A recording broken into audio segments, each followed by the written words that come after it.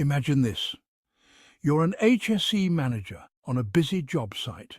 Your day is filled with ensuring that every worker is safe and that all safety protocols are strictly followed. One day you get an urgent call from the boss.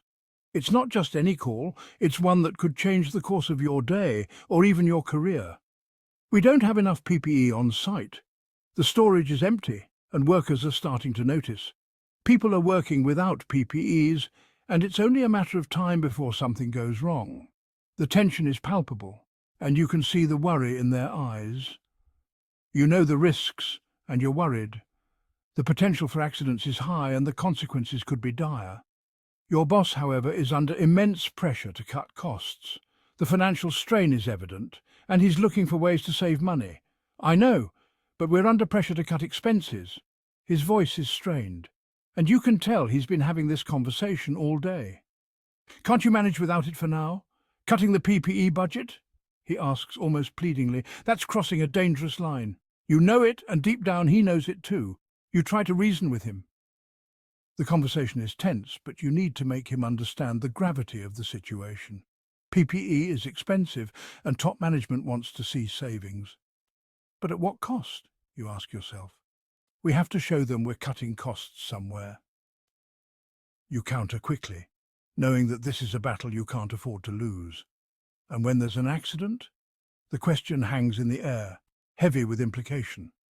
The medical bills, lawsuits and lost time will cost us far more than what we'd spend on PPE, and let's not forget the damage to our reputation.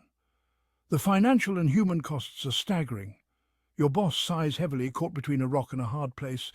The weight of the decision is almost too much to bear. All right, is there a cheaper option? He asks, looking for any way out of this predicament. We have to save money somewhere. The pressure to cut costs is relentless. You know the answer to this one too. Experience has taught you that there are no shortcuts when it comes to safety. Cheaper PPE means lower quality. It's a simple equation, but one that many fail to grasp.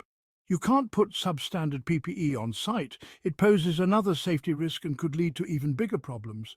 He finally concedes, realizing the truth in your words. Fine, I'll check the budget and see what we can do. It's a small victory, but a victory nonetheless. But the next day, disaster strikes. The very thing you feared has come to pass. An incident occurs on site. The root cause? Lack of proper PPE. The consequences are immediate and severe. Your boss rushes to you, panicked, his earlier confidence shattered. Get me a list of all PPEs we need and make sure every worker has them immediately. His urgency is palpable. I don't want another incident on the site. The directive is clear and there's no room for error. And there it is, the harsh reality. The cost of skimping on safety gear is far too high. Cost cutting should never come at the expense of safety. It's a lesson learned the hard way.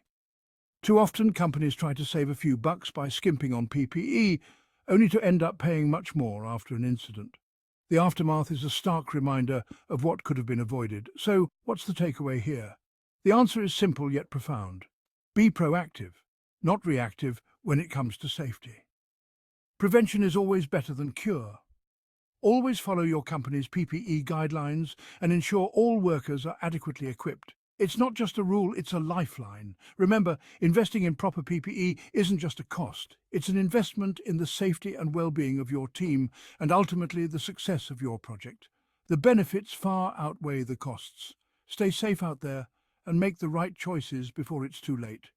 Your decisions today will shape the future of your team. Until next time, the sun sets on the site, but the lessons learned will last a lifetime.